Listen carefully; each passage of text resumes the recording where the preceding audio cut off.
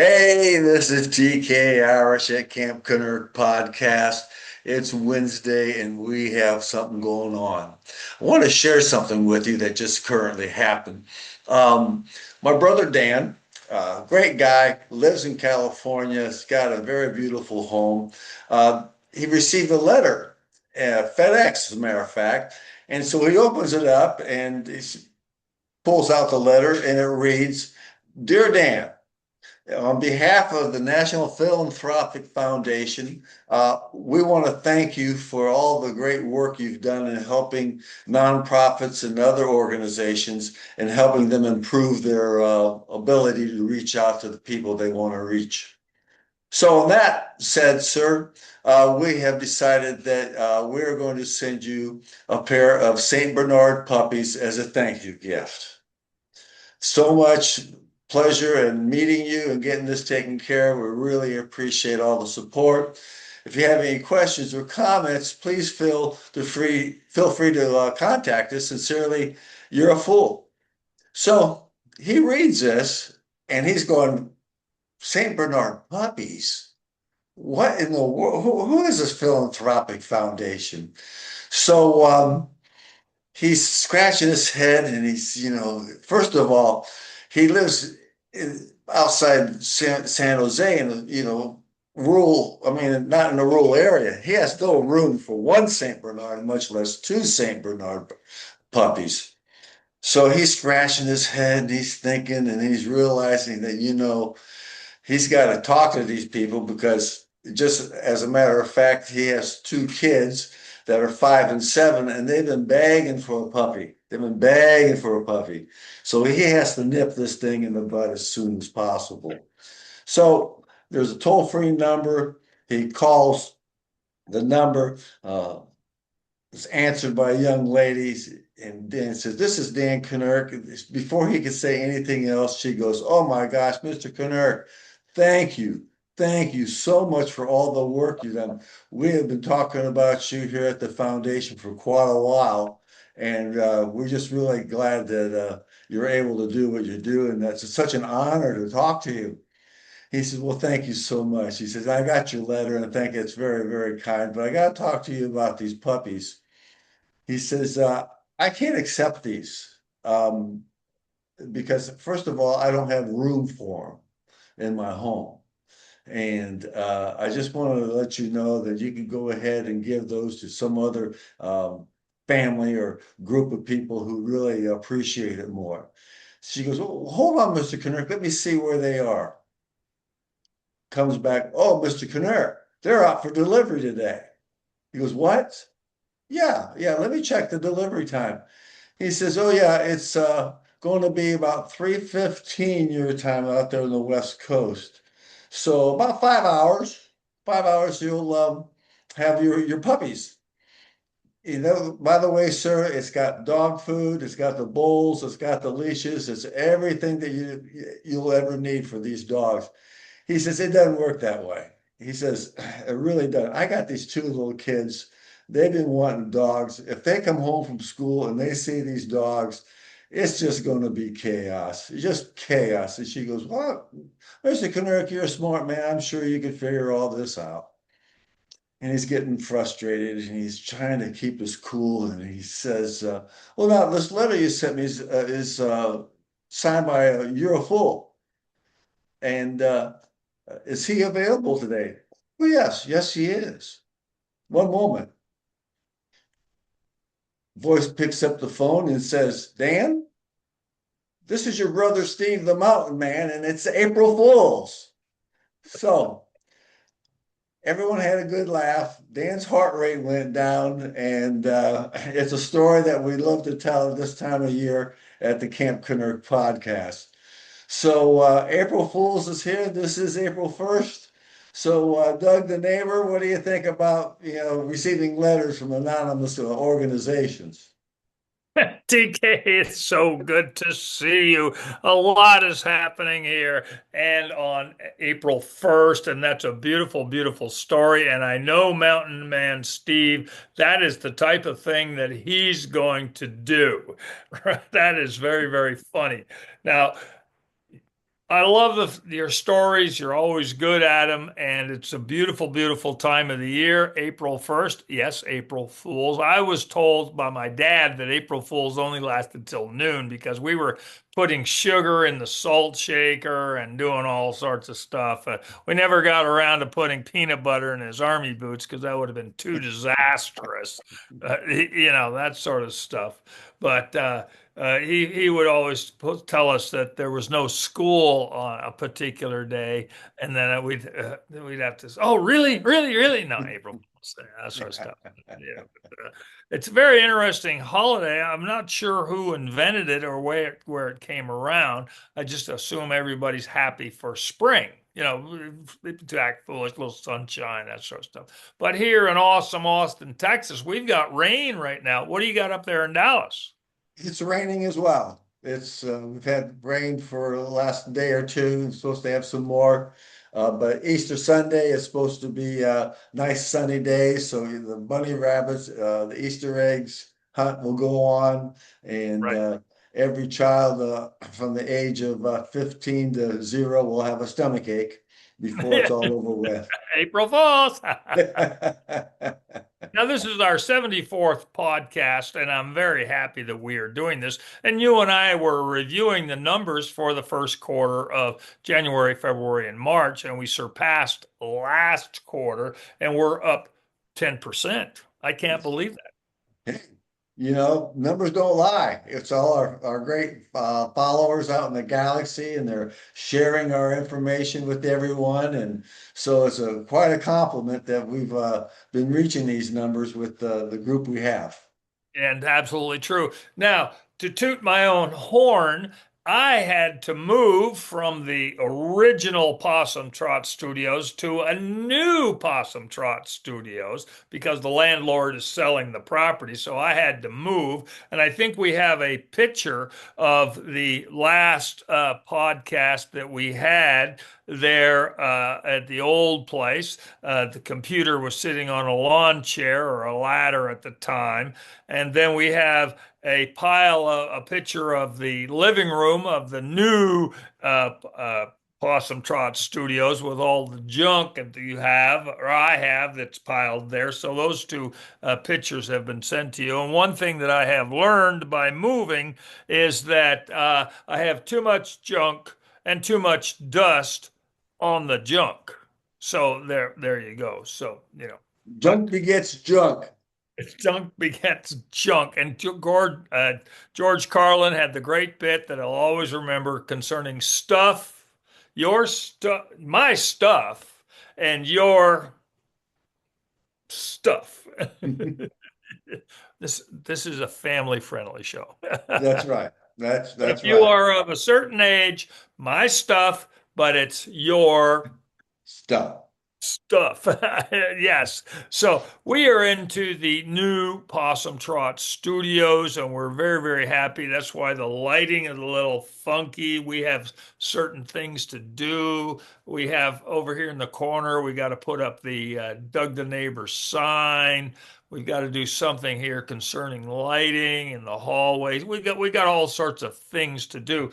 But Jojo Bear is here and he's very, very happy to be here. He's got his place here. And also Dash the dog.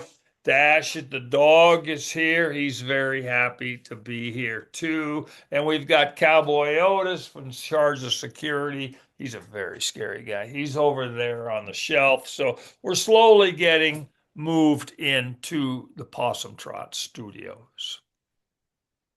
Now, some other little things that have come up while I was moving, because uh, first off, Advil is one of your best friends.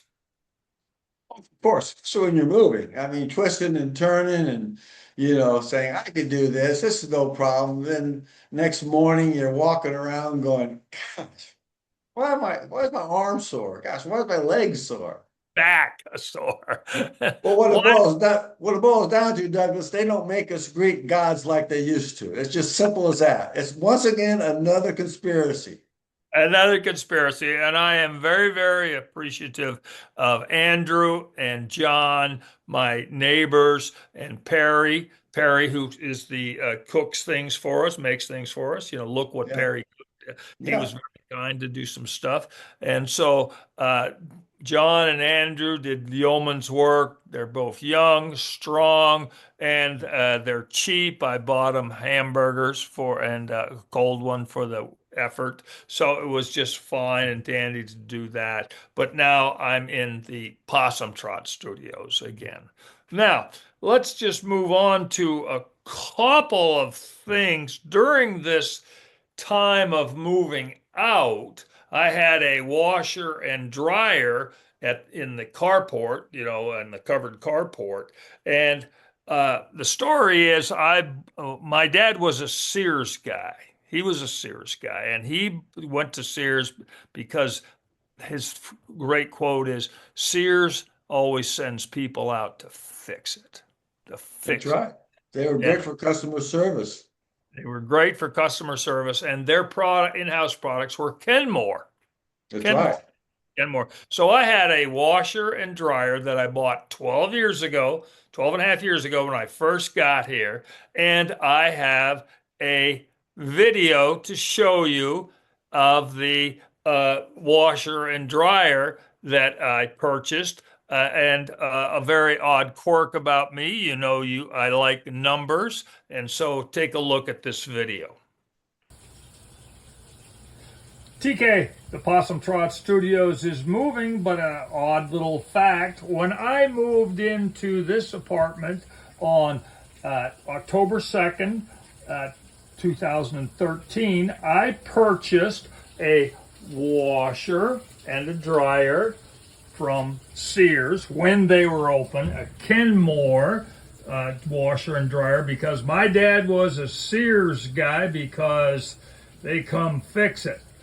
That company's long gone. But when I moved in, I started the process of writing down every time I used my washer and dryer. Every time.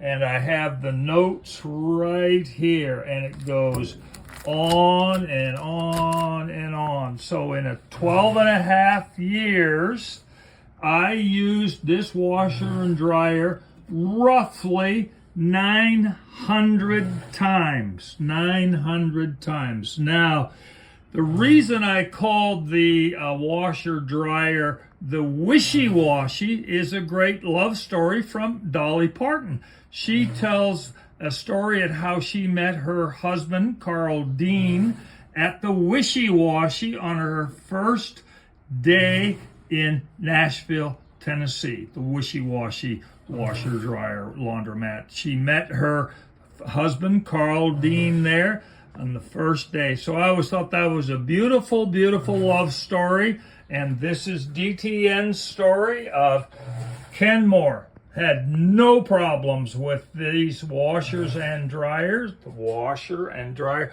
no problem whatsoever. Great product, great American product from Sears.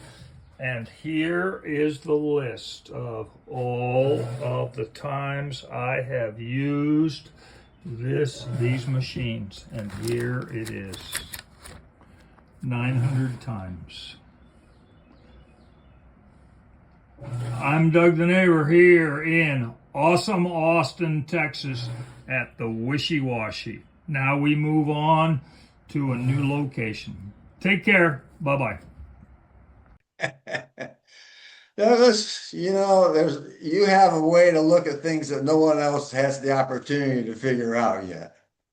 Thank you. And there's a little bit of a love story connected to the to the washer dryer. So yes, I can tell you that. Okay. Now, when I was moving and changing addresses and something like that, doing this, all sorts of little things you never considered until you move. Now you got to consider. So I went over to the mall and I saw this. Here's a short video at the mall, and this is what I saw. Hi, I'm Doug the neighbor over here at the mall, and this is very interesting. We have four peacocks that are wandering around the mall, and they are looking in the window at themselves. We have no idea where they came from, and there they are, four peacocks. Okay, little peacock parade. This is beautiful. I'm Doug the neighbor here in awesome Austin, Texas. Douglas, now, how did they get there? I mean, was it a promotion or a prank? It had to be one or the other. There they were. I don't know. Just one of nature's great gifts right there. Well, did you go up and pet it? No, no, I didn't want to frighten them. They were very skittish, but there was a nice young lady from the animal shelter that was located there at the mall that was herding them, making sure no one bothered them, stuff like that. And I did not get her name, but she goes to the A team of the Camp Kennerk podcast team of taking care of the good Lord's great animals. She's Right. on the team. That's right. Very well. Yeah. So now another couple of things that did happen while I'm wandering around. Okay. Oh.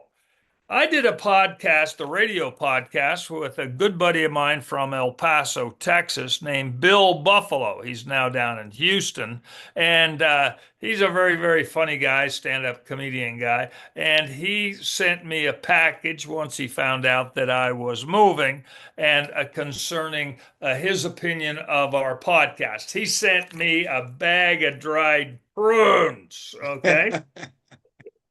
I'm afraid to read the letter on that one.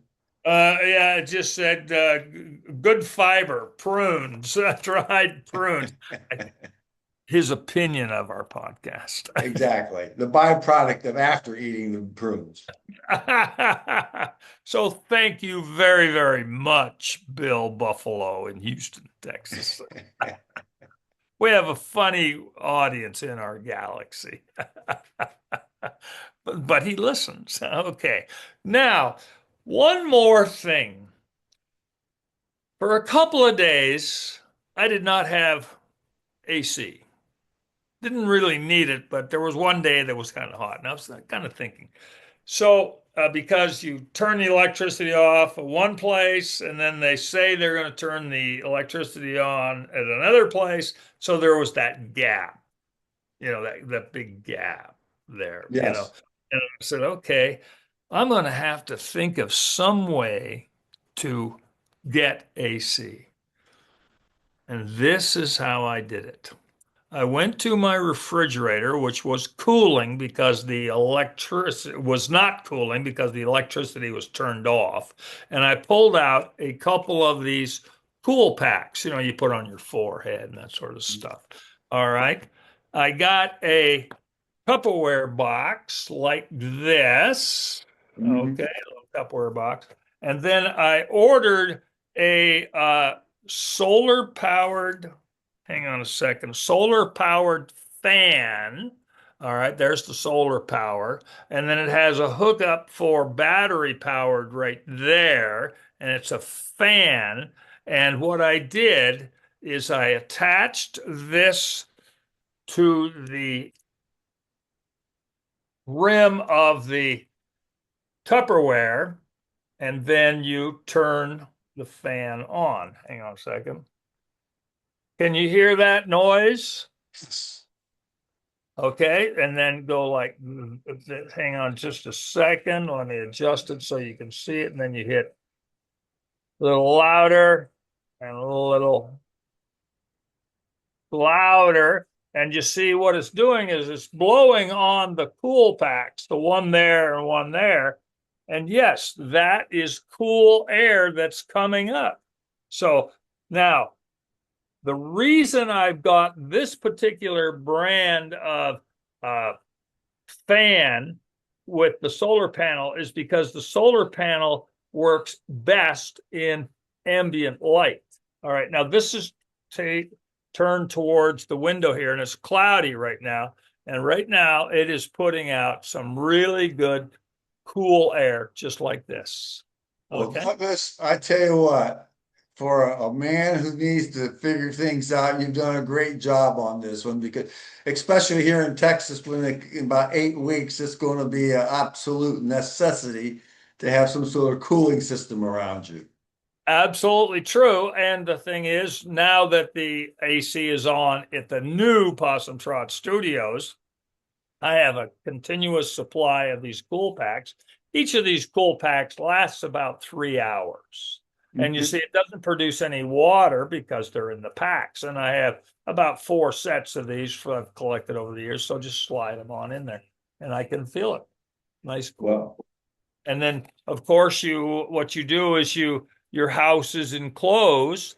I think it will lower the temperature of the house uh, by a degree, so that, let's see, how does it work? You lower your temperature on your AC uh, up. No, you raise it up, but because this pumps more cool air into the house, so you don't have to turn the AC on.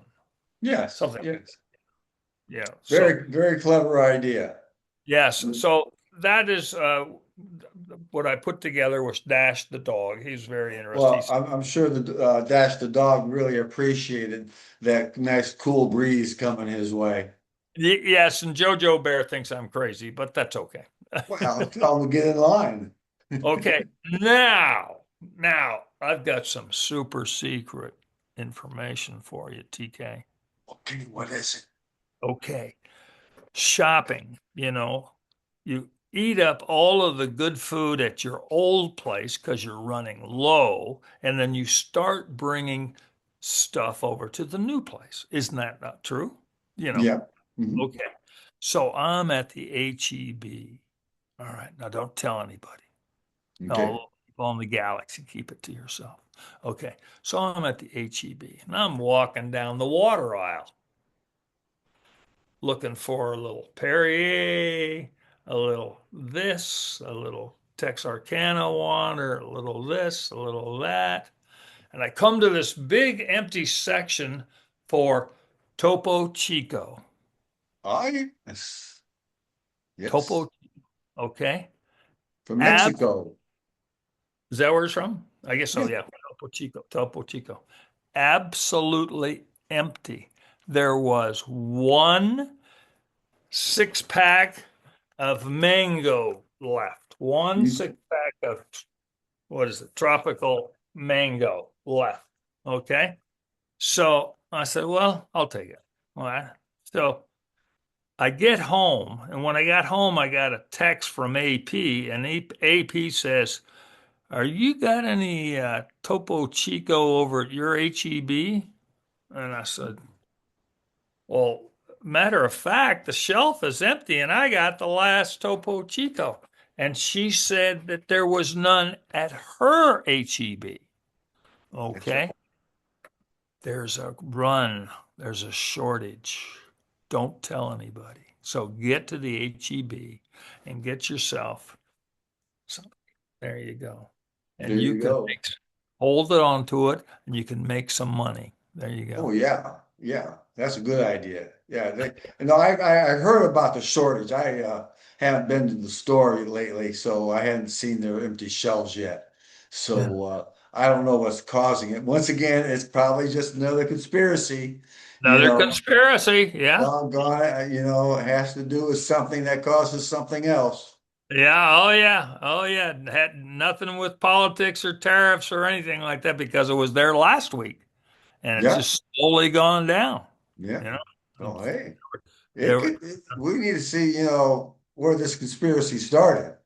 right. Absolutely true. So I wanted to impart that with you and the members of the galaxy that if you Mhm. get an opportunity, get on over to the store and get yourself some Topo Chico. There Okay. you go. And don't give it to anybody but your very best friends. Right. Yeah. Don't even give it to them. Let them do the work. Yeah. Let Or them sit, let them open up your refrigerator and stand there in awe of your six pack. You right. know, So there's gold, silver, and Topo Chico. yes, exactly. Better than your mutual fund. TK, Doug the neighbor's over here at the new Possum Trot Studios. I'm very happy to see you on April 1st, our 74th podcast. Our numbers are growing. This is absolutely beautiful. All right, please take care of yourself. Play ball. Aaron Gobron.